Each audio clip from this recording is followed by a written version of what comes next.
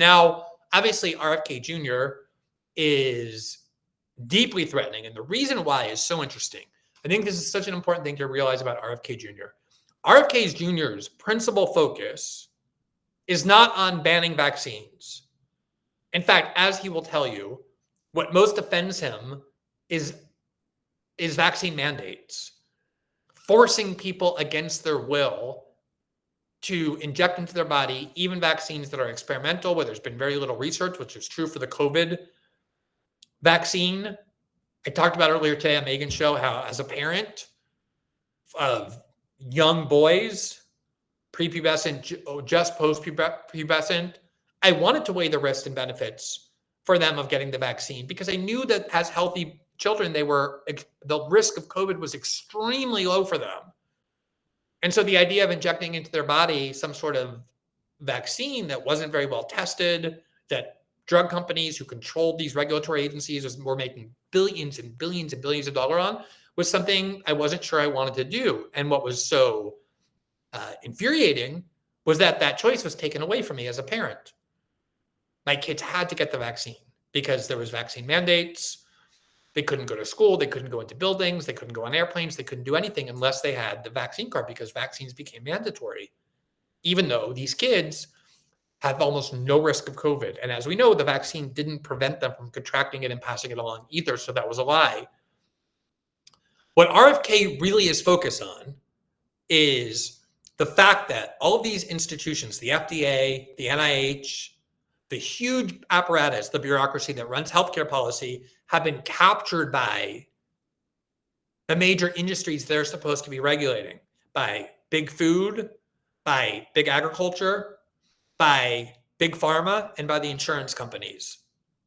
And the irony of this is that this has long been a left-wing view, that these gigantic industries who only care about profit are willing to make Americans sick if it means increasing their profits, have captured the government. And you need somebody who's opposed to these industries, who believes these industries need to be stopped and changed and radically transformed so they can't keep putting into our food supply extremely damaging substances in our food supply. And then when we get sick from them, allowing big pharma to step in and sell us the medication directly through ads that they tell us we have to take to cure our sickness. Also, very little oversight of that, because they too have captured these regulatory agencies. And then when it's time to get sick, we have to turn to these insurance companies that are worst of all.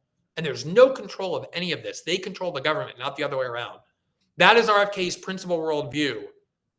It has long been a left-wing worldview. And to watch Democrats now, that's why RFK Jr. was a beloved liberal for so long. He was an environmental lawyer fighting to prevent corporate pollution and dumping in our water supply and in our rivers.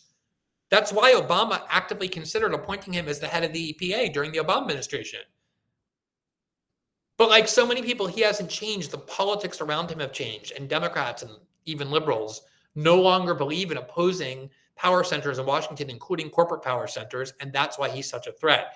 Here today is Obama's Health and Human Services Secretary, the former governor of Kansas, Democratic governor of Kansas, Catherine Sebelius, who, needless to say, finds RFK Jr.'s nomination very alarming. She went on MSNBC to explain why.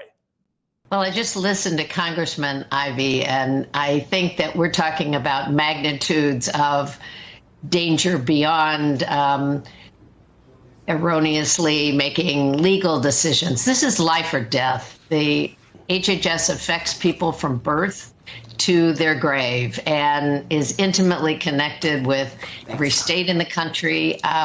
So this could be very dangerous. I think it's totally disqualifying for anyone who seeks to lead the major health agency in this country and one of the leaders in the world to just unequivocally say there is no safe and effective vaccine. That in and of itself, from the bully pulpit of HHS, could end up killing people, could end up harming children. My grandson is too young to get a lot of vaccinations yet, and having him exposed to unvaccinated people with polio and measles is a terrifying thought, having eradicated those diseases as a major health initiative. Jonathan, I think this is absolutely terrifying, and people should understand how serious it is. Lawrence O'Donnell did a similar segment accusing RFK Jr. of having directly killed people by encouraging them not to take the COVID vaccine, and as a result, they died of it.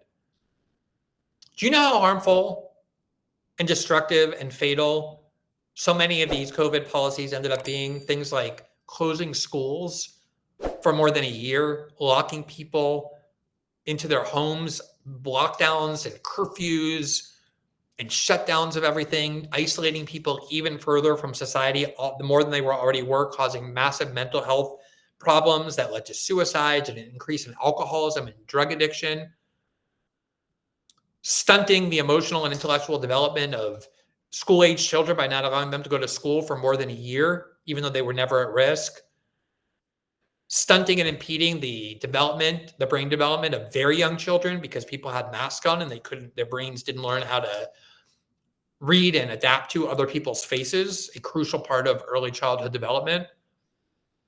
Just say nothing of the fact that there is an increase in myocarditis and other health problems, not a huge risk, but an increased risk that nobody was allowed to talk about from the vaccine. These are the people who have been killing people, allowing all kinds of poisons into our food supply, turning the population obese and highly overweight at a much radically escalating level, and it's getting worse and worse, especially among children. The healthcare in the United States, the health status of people's health in the United States is disastrous. Mental health and physical health. Because people like Catherine Sebelius have overseen and just been part of and then profits off of a system they did everything to protect, one in which these corporate industries, the sectors that I just listed, are free to do whatever they want, including getting experimental drugs approved at breakneck speed because nobody cares to stop them. RFK Jr. is not going to make polio vaccines optional. He's going to be constrained in what he can do.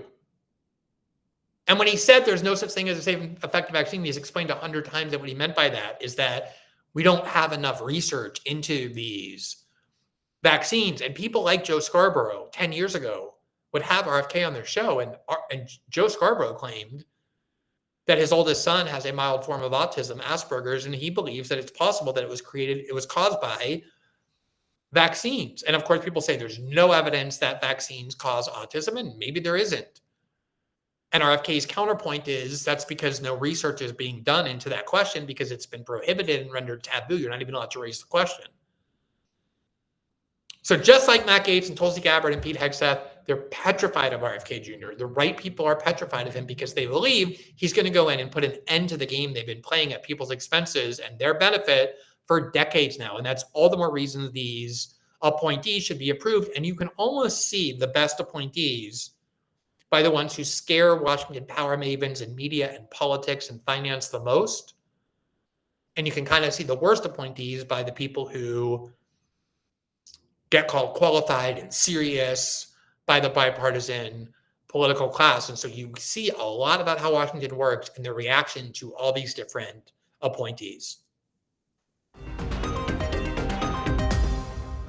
Thanks for watching this clip from System Update, our live show that airs every Monday through Friday at 7 p.m. Eastern, exclusively on Rumble. You can catch the full nightly shows live or view the backlog of episodes for free on our Rumble page. You can also find full episodes the morning after they air across all major podcasting platforms, including Spotify and Apple. All the information you need is linked below. We hope to see you there.